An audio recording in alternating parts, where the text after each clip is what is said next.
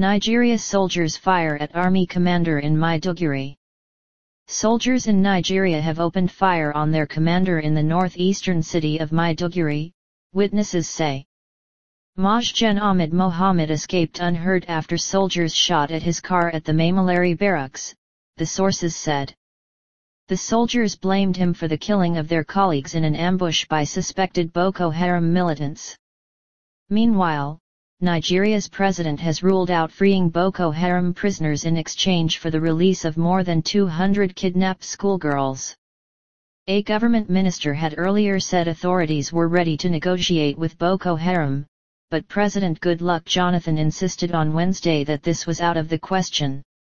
He made it very clear that there will be no negotiation with Boko Haram that involves a swap of abducted schoolgirls for prisoners, said British Africa Minister Mark Simmons after meeting Mr. Jonathan in the capital, Abuja, to discuss an international recommission for the girls. Their kidnapping in Borno State on April 14 has caused international outrage, and foreign teams of experts are in the country to assist the security forces in tracking them down.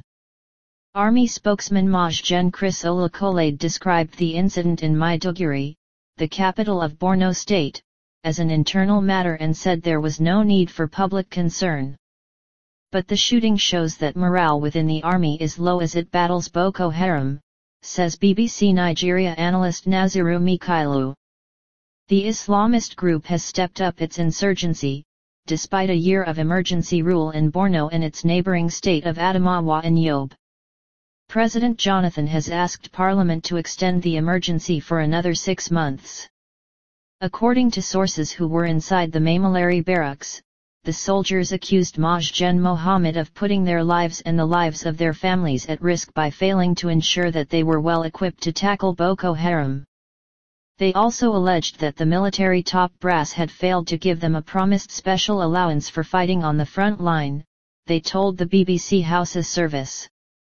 Colleagues of the protesting soldiers were killed in an ambush while driving back on Tuesday from Chibok town, from where Boko Haram abducted the schoolgirls a month ago.